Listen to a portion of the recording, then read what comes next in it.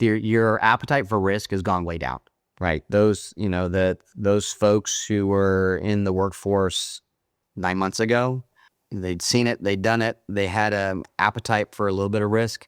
I think now people are adverse to risk, even now more than ever.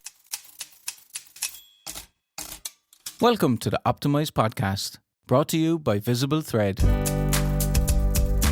The Optimize podcast is your go-to source for expert insights on BD, capture, proposal management, and government contracting. Each series is hosted by an expert in the field, bringing their unique experience and strategies to every episode. We're excited to kick off Series 4 with our new host, Chris Hamm. Chris is the CEO of Fin Acquisitions and former senior executive at GSA's Assisted Acquisition Services, where he oversaw $75 billion in contracts. Now he's bringing that insight to the podcast, exploring the strategies and future of federal contracting.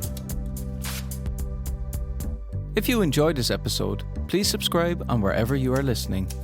Now let's join Chris on this episode. Greetings, everyone. Welcome to the Optimize podcast by VisibleThread. I'm your host, Chris Hamm.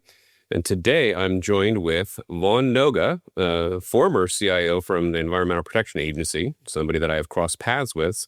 And fun fact about this one, Vaughn got the job that I wanted. When I first started working for the government, I wanted to become a CIO. So my first question for Vaughn's going to be after the intro is like, how do you do that? Because that was like the dream job for me in the 90s. So Vaughn, welcome to the podcast. Thanks for having me. Appreciate it, Chris. All right. So we crossed paths when you were a contractor, right? Correct. Back in 2004, I think it was. Yeah, like early 2000s, in the before times. So tell me about like the start of your career, and like at that time, like was the idea of working for the federal government, and like I don't even, CIOs like barely existed at that time. Like was this like in the path? Like how did you get from like I got a good cool job with the company to like being the CIO at EPA? Yeah, I think the start there at DPA was really I wanted to make a difference. And there's only so much you can do as a contractor working for the government. And so I knew, what I wanted to do was transition to a federal role where I could actually be on the inside and help drive change, substantive change, smart change within IT, within EPA. And so that's kind of led me on my journey to the CIO role. I actually, it's interesting because I started as deputy director for the Office of Technology Operations and Planning, and I ascended into the director role for 4 years, and then I had an opportunity to move off and do something totally different outside of IT, and I ran facilities for the EPA for 4 years. But what I found is, IT is pervasive. It's everywhere. It's in every job you do. There's some sort of nexus back to IT. And I found that in facilities, safety, security, personal physical security. And so I was able to identify, things that, if I could transition back into the CIO role, that I would fix, right? And so transitioning back into the CIO role was really, sometimes it's dumb luck, is just, you can chalk it up to that. There was an opportunity to, this is during the first Trump administration, to transition back into the role. And people trusted me to do the right thing, and it was a good run for about 7 years as a CIO, and we're able to do a lot of things. So let's go back to the time when you switched from contractor to being a federal employee. What's the first thing that surprised you when you flipped from like the pressures of working in private industry to like you're now all of a sudden a GS whatever, or you're applying for an SES, and then like it works differently culturally, like the mindset of a civil servant, and then like the way that things work for you in that transition? Yeah, I mean, certainly on the federal side, it's very structured. As you know, it's very structured. And I think one of the things that I found when I transitioned the role is I started looking for things to do, things to fix, right? And I described this to my team that it's like, picking up rocks. There was a lot of rocks to pick up. And then, before you know it, you find yourself with an armful of rocks and not able to do anything, right? And so, one of the things that I saw was there's really, it's a, I hate to use this phrase, it was a target-rich environment for opportunities to drive modernization or improvement.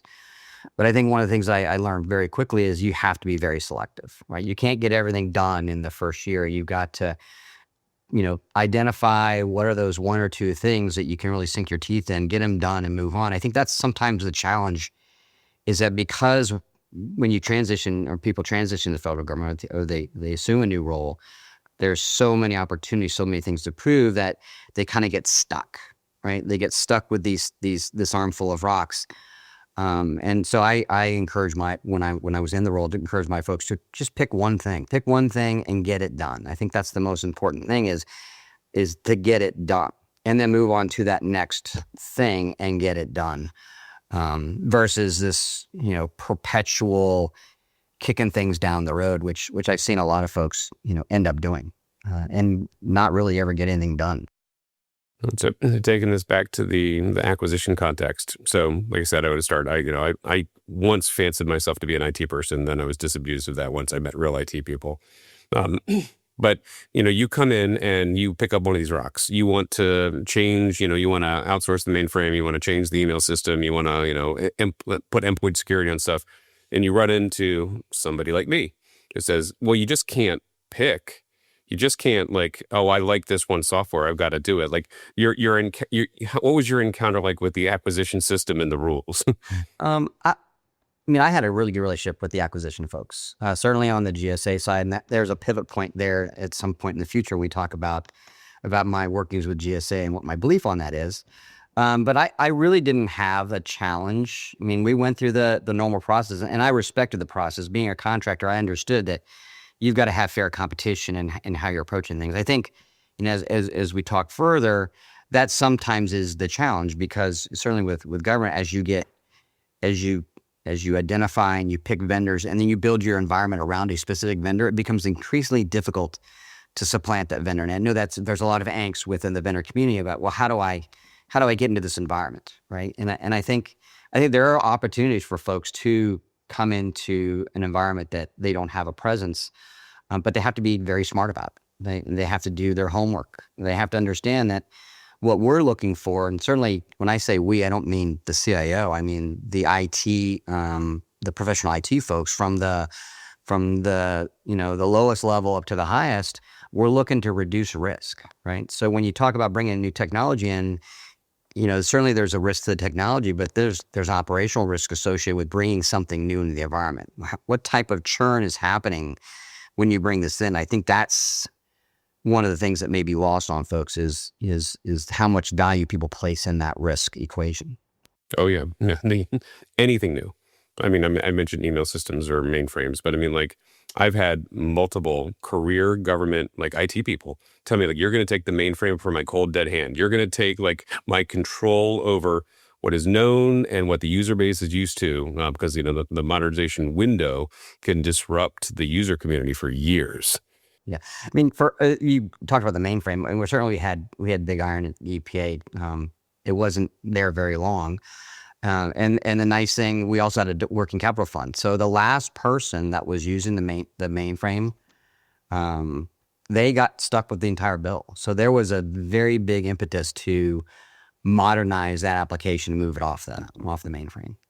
You just said magic letters. You just said something that I believe is a foundational principle for effective operations of IT and government. Mm-hmm. And I bet you people outside, industry maybe knows, but the general public does not understand the weirdness of how government funds IT and then how it constricts you. So I know we have this shared experience. You worked in a working capital fund.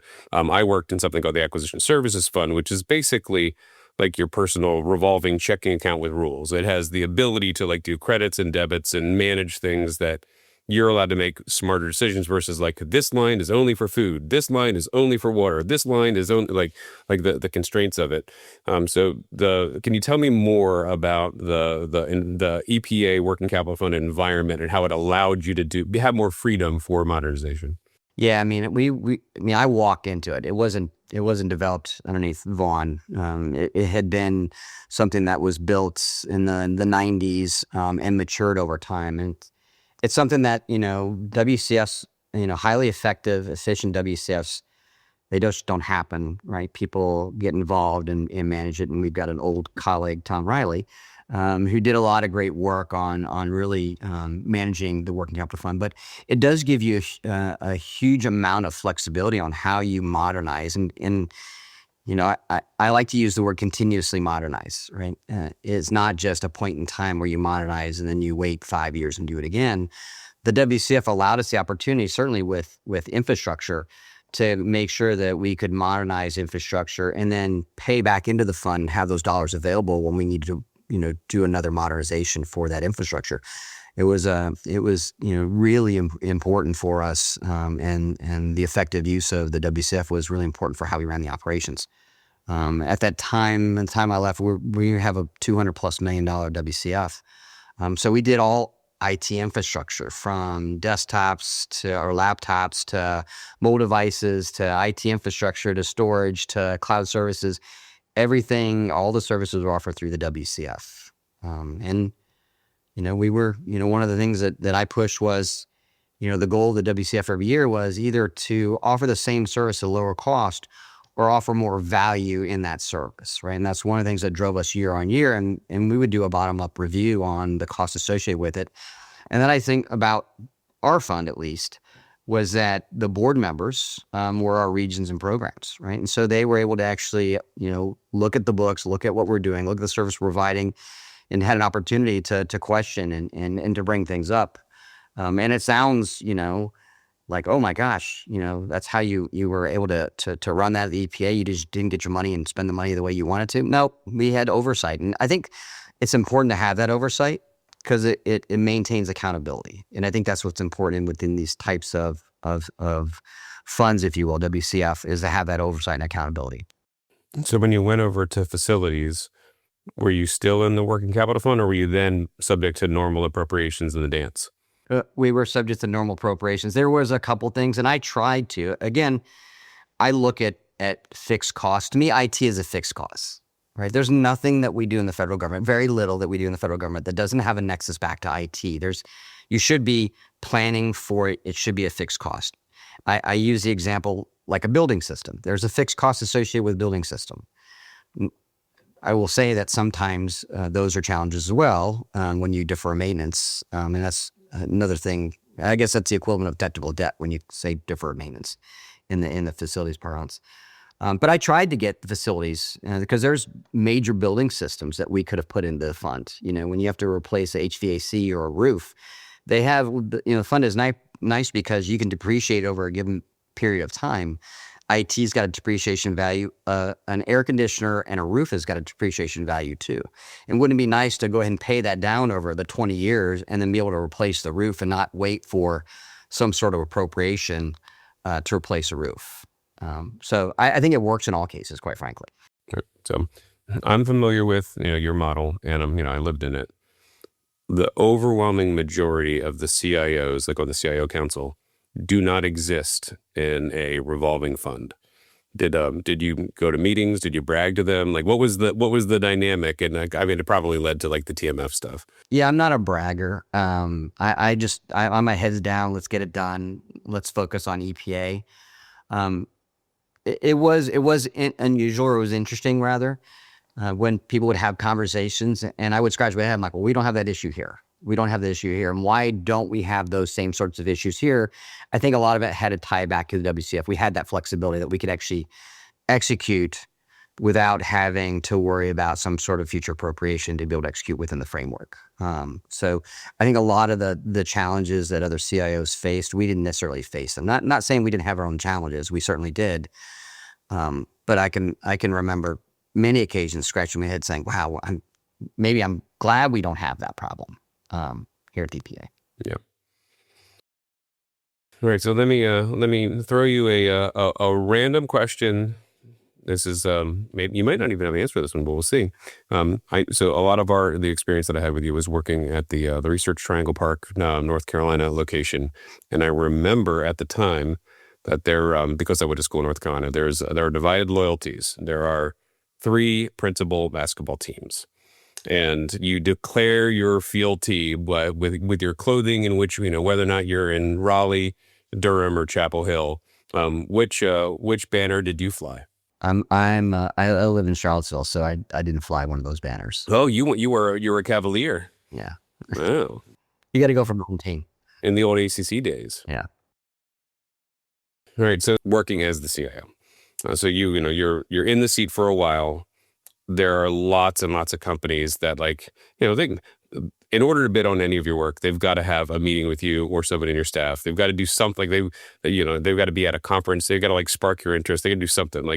Tell me about the frequency and type of engagement that actually added value to you versus the groan of, oh, I got another call from this company that they're trying to sell me value added reseller stuff and I just don't care anymore. What's the way that it actually was effective for you? To me, the most effective way to do that, if I were on the other side, is you got to work from the bottom, right? You've got to understand the environment. You understand the sorts of pressures. I mean, going to the CIO and saying, we've got the best fill in the blank, and we need you to talk to your staff, that's not effective. That, to me, that's putting my staff in a very, very interesting spot. They didn't have an opportunity to evaluate the technology. They didn't have an opportunity to ask the questions. They didn't have an opportunity to bring their staff in, whether their staff is federal or contractors, to have those questions to understand what kind of risk are we going to incur if we move forward with this, right? And so to me, going directly to the CIO, while, yes, it's nice to have meetings, I've always said you need to start with, the office directors, the division directors, the branch chiefs, the folks who are going to be dealing with that technology or that application or that system every day. They've got to feel comfortable with making a recommendation, because that's what I'm going to be looking for. I'm going to be looking for a recommendation coming from my senior staff on which way we should proceed. It's not Vaughn saying, well, looks like a great technology. Let's go ahead and, spend $1 million and bring it in and see how it works. I mean, to me, it's not fair to the folks within the organization who are one, you put them in the position to make those types of decisions, or at least make those recommendations. So in that environment, your staff, because they're techies, they're curious. They're playing around with this stuff at home. They're researching. Something new comes out, they're aware of it. Did you send them to conferences? Did you do you have industry day? What was the dynamic to be able to get that kind of information? Yeah, I mean, I didn't get, certainly when I was in the office director role, when I was closer to the technology, they would go to conferences. Certainly we had contract relationships with a lot of the federal advisors on technology. And so we'd get information that way. And then we bring folks in. They'd come in and have conversations about their technology or their product. But again, I think a lot of it is the partnership between, and I say this, there's a partnership between the federal staff and contracting staff within any organization. And so there's a natural and a good dynamic that goes on between those two sides of the IT workforce. That's right. Let me throw you a surprise question here, because of the current executive orders and the direction of where IT is headed. So the overwhelming majority of my experience was dealing with your traditional system integrator, Beltway Bandit, and then some niche, subcontractors, some specialized something. And all of a sudden there's a lot of pressure for, either venture capital funded, non-traditional firms, or, entirely commercial firms. I know my opinion of it. Were you able to effectively interact with anyone that was outside of the existing bubble, where they didn't know what SAM.gov was, they didn't know what, FISMA or an ATO was? Were you able to bring anything in that was I don't know, they're just random startup-y kind of thing, they have a really cool tech? I don't know if it's random. Certainly we were very selective on who we sponsored for FedRAMP, because we didn't have deep pockets, right? And so if you're talking about on that side, we certainly were very selective and partner with folks who would bring value, not only to us, but to the federal environment. And there was a couple instances where we partner with folks to bring them in because of the technology and how it fit certainly within our environment, and how we built a capability around that technology.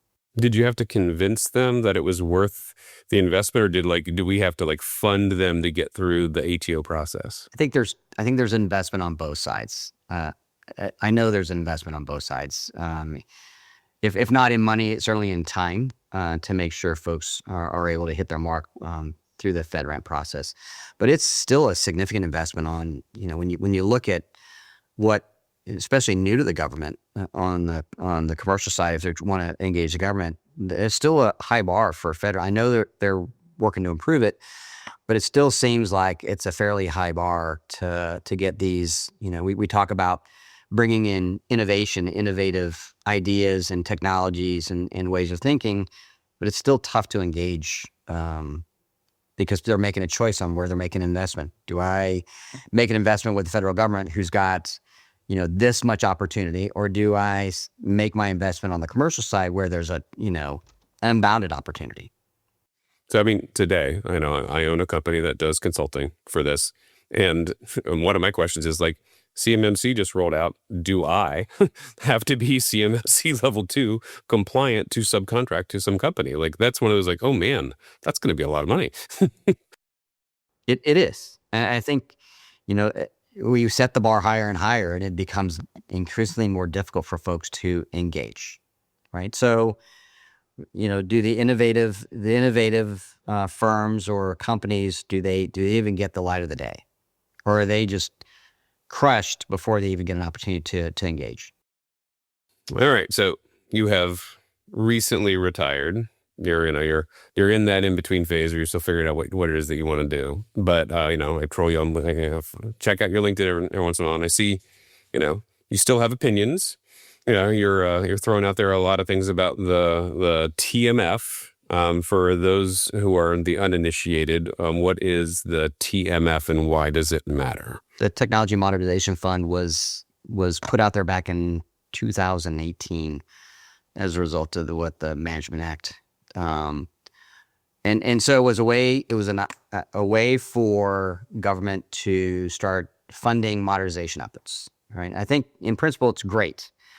I think when you look at, and I went and, as I write my opinion pieces, I went and actually, did the research on the 69, 70 projects that are out there.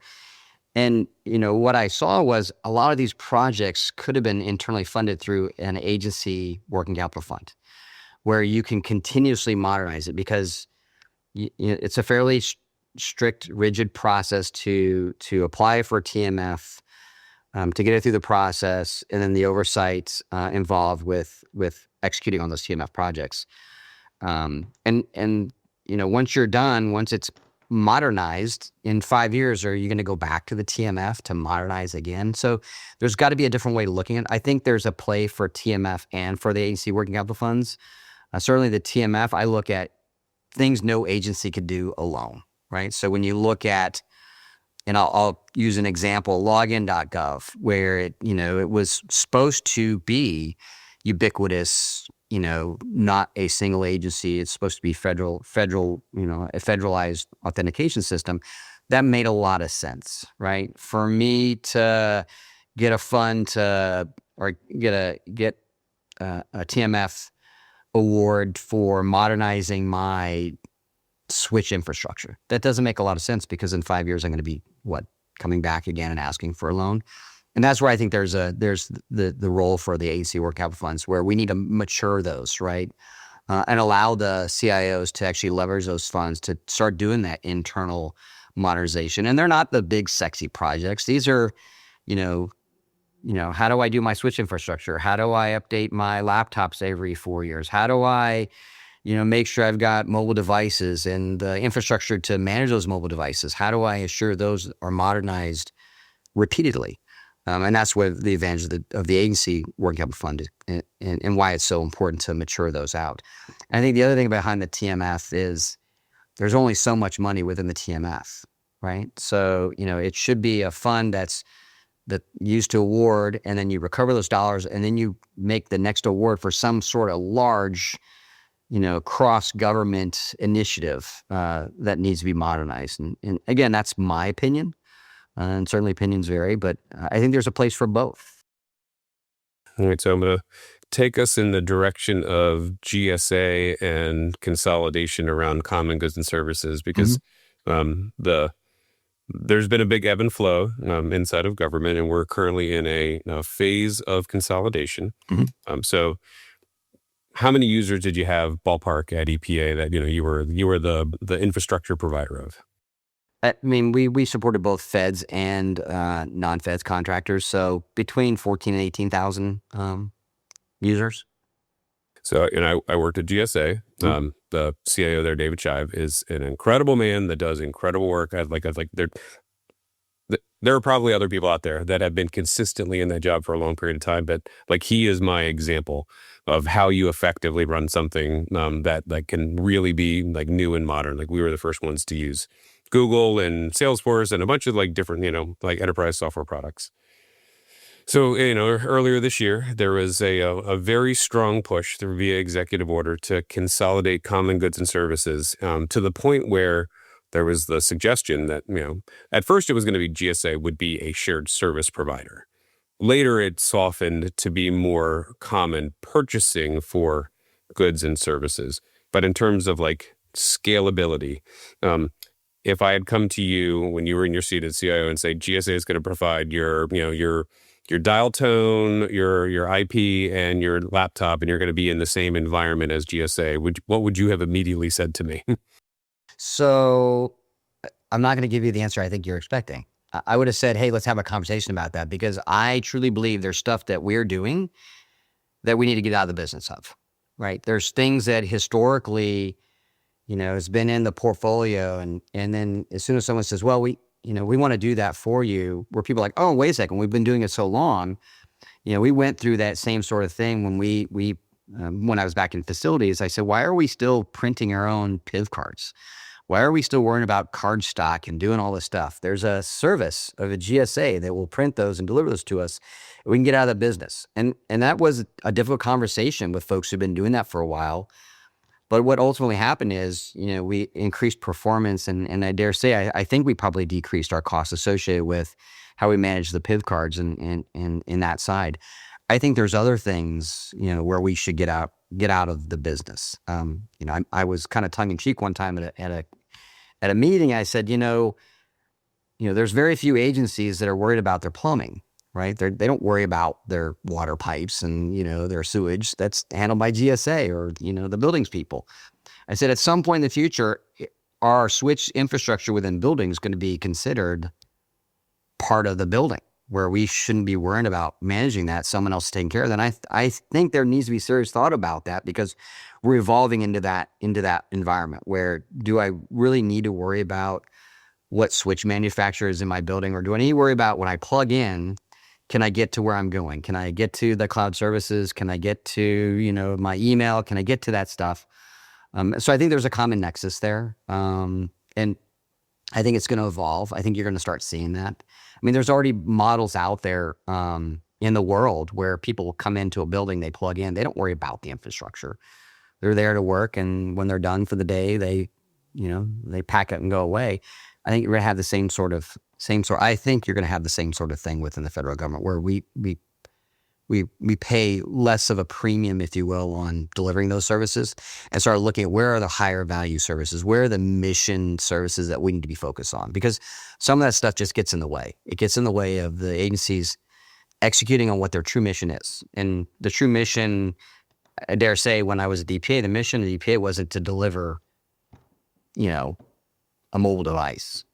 We needed a mobile device to support the mission, but do we need to do all the other stuff? Probably not. So if you were, back in the seat, and there were things that, like, what, I'd be open to that conversation. To give me the ones that are like, what we could do, like this hardware, this software, this, kind of. What are the ones that are like, immediately we'd have that conversation where's the line where like, we'd have to think about that. Like, what's the easy ones versus the boundary where like there's really some uniqueness to the environment that we probably couldn't give up. I think before I would have that conversation, and it goes back to a conversation we had just a little while ago on oversight and accountability, right? And as long as that there was genuine oversight and accountability for whoever was providing that service, then I think it's fair game for whatever it is, right? If it's, hey, just give me your money and we'll deliver something, I think that's a different conversation. And again, part of this is building trust within organizations and across organizations. And once you develop that trust, then the conversation becomes about what you're willing to give up. Again, I don't think that there's any sacred cows, if you will, within federal IT. I don't look at it that way. I look at if we're not doing this, then someone can spend their time doing something that may be a little higher value, more mission aligned.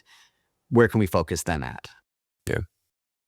So for me, user inside of GSA, my starting place was always laptop, mobile device, network access, Wi-Fi, basic operations.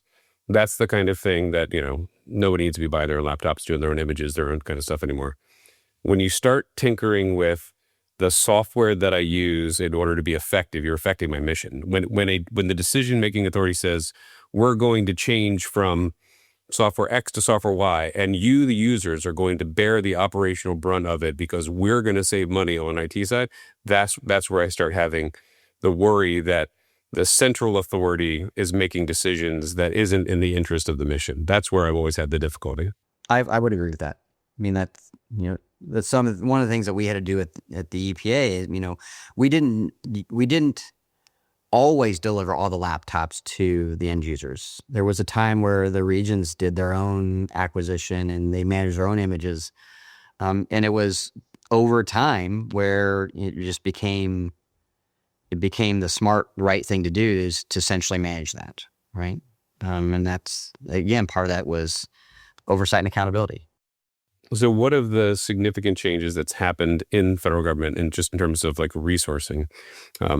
So there have been significant departures from staff, like staffing levels at all offices. In my old office, I'm sure your office had some, there are fewer feds today than there were a year ago.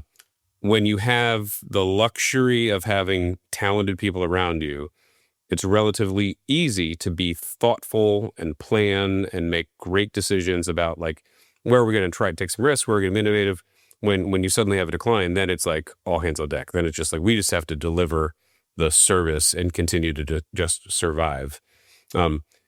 Does that impact the likelihood of being innovative or introducing new technology? Like what's the window right now is like, right now, just continue to operate. It's not going to like you couldn't suddenly replace the principal IT infrastructure at EPA with a brand new acquisition with a brand new technical solution while you're in the middle of the current vibe, right? Right. Yeah, I think your appetite for risk has gone way down. Right. Those folks who were in the workforce 9 months ago, they'd been there for a while. They'd seen it. They'd done it. They had an appetite for a little bit of risk. I think now people are adverse to risk, even now more than ever, probably because any little failure is just magnified, right? And I know, and I've got another thought piece coming up on risk and things like that. I think it becomes much more difficult now for folks to start taking those risky things on, and I'll put air quotes around the risk, whatever that risk may be. I think now, people need to focus on where am I going to, smartly modernize and decrease the amount of risk, around that, right? As we get new folks in the roles, are they going to be looking for, like you said, am I going to replace the entire, email infrastructure, right? Am I going to switch vendors? That's a fairly risky proposition. And it takes a lot of planning. Or am I going to do something mission adjacent and say, I'm going to focus on this little thing right here is where I'm going to cut my teeth on risk, right? Because, it's going to be huge if it succeeds. It's going to be tolerated if it's not hugely successful. And I think that's what folks are going to be looking for right now. But I don't know, it's going to be interesting over the next, several months to see, especially as we start looking at newer technologies that people are clamoring for. And I think people are just getting, certainly technologies associated with AI. There's a ton of stuff out there, a ton of stuff coming at us. There's, a lot of opportunity, but there's also that risk, and it's the risk appetite that I think folks are going to have to get around. You want to hear a fun anecdote about that? Sure. All right. So during the everyone went virtual COVID window, all of a sudden there was a massive increase in the need to have, Microsoft Teams or Google Meet or whatever, like, the build up the infrastructure for video, and there were still some people that were working in office. Mhm. And the bane of my existence has been like federal conference rooms where we have a camera and a bar at the end of the room and you see the table, but you like the virtual versus in-office dynamic has always been terrible. And at that time, I saw a commercial device called an owl. It's a little camera that's in the middle of the room, looks like an owl, has two eyes. And it shows like a live view in the room and it moves around. Well, it'd be right. I'm like, oh, that's great. I want to let's try one out. It's like under a credit card purchase. It's super easy to buy. Plugs into your laptop. It doesn't connect to your network. It's just, an IP device. We try it out. We love it. It's great. It makes our meetings so much more effective. Yeah. Dun, dun, And dun. then the IG investigates because the product was not either TA or BAA compliant, and it actually led to like a congressional like a hearing over it, where my CIO then got just publicly trashed over it. And it wasn't entirely my decision, but it's largely my decision. Like, you want to hang the banner of non-compliance on somebody, it was on me. I made that decision because I knew that I had the backing of my CIO. I had the backing of the administration. Today, I don't buy that out. Today, I know that there's too much cost for risk for it. And so like if they're saying, hey, use this new generative AI tool, use this new thing, there are all sorts of magic things I could do in 2026 with evaluating proposals, rolling out like quick, like requirement generation. And my reaction today would be like, I don't know if I should put this in here. They said I should, but what if it gets out? What if like I use the wrong form? What if I do the wrong thing? Like, that's the whole risk dynamic of like the tools and whether or not you're backed by your leadership. Yeah. What's interesting is, though, I think it's going to happen whether it's sanctioned or not. I think, you're going to have staff who are, they've already embraced these tools. They could be new staff who are coming out of college who have embraced these tools within their college or their non-professional life, and they're going to want these tools. That's what we hear time and time again is, hey, I had it.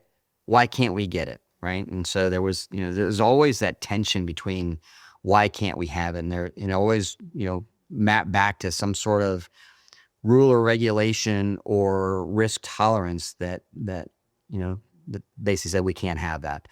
And yeah, I mean, there's even back when I was in, there was, the opposite the risk appetite, because I read the same things you read on the OWL device that goes way down. Like, why do I want to do that? But like, let's think about like the rules that you had for your data. Like, there's this new controlled unclassified, stuff that everything's got to be marked. It looks almost like it's classified. Every contractor thing you ever get says proprietary on it. Can you take that and, I know that there's, some movement inside of the government to have, like approved AI models. But I mean, my kids, they'll take whatever document they have, throw it into ChatGPT or Gemini or whatever else and like say, summarize this. All of the tools that my Adobe says summarize this. Like, can you just take your data and just throw it in the tool and think we're not going to get in trouble? Like, this feels like we're going to see some bad things come out of this. I think I agree that we're going to see some bad things come out of it. That's why I think what we need to be aggressive on how we adopt it, because folks are going to find a way to use these tools, whether we think they're going to or not, or because we say don't use it. We know how that works. People want to do their jobs faster, better, cheaper. I mean, and these tools allow them to do that. So they can focus on the other parts of their job that require, maybe a non-AI tool to do the work. So Vaughn is the CIO of the government next year. Do you use commercial AI tools? Do you have a hosted environment that's safe that we have like some sort of firewall or line in between? Like, what's like the sandboxy way that you would start doing something like this? The answer is it depends. It sounds like a very lawyerly response, and I had a lot of lawyers at EPA that would say that, and I always get frustrated. I think it depends. It depends on the mission of the agency. I mean, I don't think it's a one size fits all. I think we've got several federal agencies that, it's going to be sandboxed, and the type of data they're dealing with, it's got to be, a very controlled environment. There's other parts of the government that may not require that level, right? We see that already today between, CMMC on the DoD versus non-DoD. Yes, it's going to eventually make its way, but the same requirements are there. I think you're going to see the same sort of thing. We're going to have to, tolerate it in some respects. So I think, this is like the low, medium, high kind of thing. Like if it's environmental data or it's food safety data, it's, all right, you're allowed to use this type of tool. And if it's law enforcement data, then you're not. Yep. I think you have to segment it. Again, segmenting introduce expense too, right? So we're going to have to, have different environments for different data types, and that's going to generate different costs. All right. Are you going to ask a tough question like should GSA? I was pretty jazzed, early in the administration when they said GSA was going to do all the IT procurement. I'm like, yes. I live with you all for many, many years through its EPA, through one of the large contracts we had. Early in my career at EPA, the first contract we worked with you all, with FedSAM on, the very next one we took in-house. You probably remember that. Yep. And after that, I think the one after that, we said, we're going back out to GSA. And there was always the tension between, wow, it's the cost. I'm like, well, the cost is what the cost is. You're going to pay it either way, whether you bring it in-house or not. And my opinion was GSA does this as a course of business. We do it every 5 to 7 years. So it's not part of, what we do on the mission side. Now, certainly for mission contracting, EPA should have a focus on the mission contracting, but buying IT services, I was fine with outsourcing that all to GSA. Directionally, it's the right choice. Mm-hmm. Operationally, it would take a long time to be effective. So I've lived there. It's you got to ease into it. For me though, and where we were with EPA, I was comfortable with it. We were already at the point where we could move away because we already had that relationship with GSA. I dare say other federal agencies are probably not in the same spot where they could have done that. Again, we were at a different spot. And so the new administration came in. I'm briefing a number of them on like the way in which the math works, Mm-hmm. and we charged a fee. Like it was non-appropriated. And I can tell you this is a universal truth. This is true in your personal life. When you see a percentage added to something, you get mad about it. Like, it's like the tip box at the store. Like, like when you make something explicit, then you question whether it has value. And I am 100% on the side that GSA has to charge in order to have the accountability that you were describing under the working capital fund for the board. If it were an appropriation, the way that GSA operated in the 70s and 80s, you would not get the level of service that they provide today.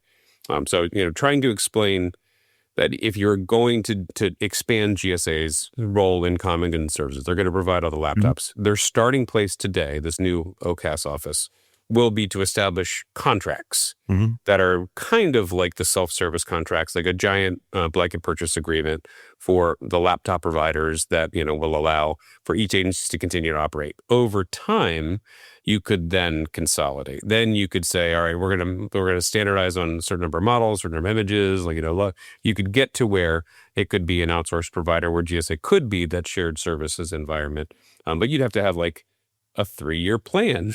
You'd have to assess everyone's number of users and the shipping locations and just to do that one and nothing else. Pick up that one singular rock. Yep. Would be a massive improvement in the way in which the federal government operates, and just committing to that versus saying, oh yes, we're also then going to do all the cell phones and all the circuits and all the scale of that type of change would be incredible. It would just take years. So everyone who thinks this is going to happen, because it was an executive order, is going to happen next year, until Congress appropriates the money directly to GSA, it's not happening. I think the other part of this is organizations have to be willing to ride the bumps, right? You got to be able to weather the storm. We'll throw these all out there. And I wrote another article. We tried that, it didn't work, and it drives me crazy because that's basically stops. Like we tried that with GSA, didn't work, which means we'll never try it again, right? Because that's what happened. Versus, hey, we need to work this through, right? We need to ride this out. We need to, make sure that we address whatever the bumps in the roads are and move through it. I think sometimes when it gets hard, people throw their hands up and say, "Oh, we'll revert back. We won't do this." Maybe there'll be some tool in the future that allow us to do that. Versus let's just grin and bear it and move through the process. And I think that's what folks need to do, is they just need to work through it, work through the pain of transformation, right? And that's sometimes the only thing we've got to do is work through the pain of transformation. Yep. And you would need to have top level organizational leadership commitment that they're going to see it through, and continuity for the months to years it takes to execute it. The chaos will allow any failure to be like, all right, told you it wasn't going to work, and now I take everything and go home. Yeah, that is bureaucracy 101. The knives come out. Yeah, and I think a lot of the things that we're talking about, they're going to transcend any individual administration, right? So you've got to be able to work through, well, we'll just wait it out. We're going to get a new administration in, and then we can make a different decision. There's got to be something that, like you said, there's a forcing function to work through it. What is that? And is it legislative that forces the working through it, which would transcend the administrations? All right. Well, this has been a great conversation, Vaughn. I am glad that you became a CIO and I did not. I feel as though we both ended up in the right seats versus the direction that I was heading. If anybody wants to get in touch with you, wants to interact, is LinkedIn the best way to do it? Yeah, I think hit me up through LinkedIn. That would be great. All right. Well, this has been the Optimize podcast by VisibleThread, and we will see you guys in 2 weeks. Thanks. Thanks, Chris. And that wraps up this episode of the Optimize podcast.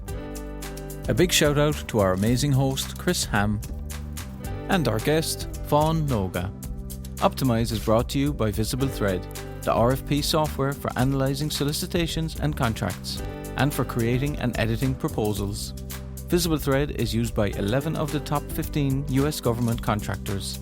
For more information, visit VisibleThread.com. If you enjoyed today's episode, please subscribe, rate, and review us wherever you are listening. Stay tuned for more insightful discussions on the Optimize podcast.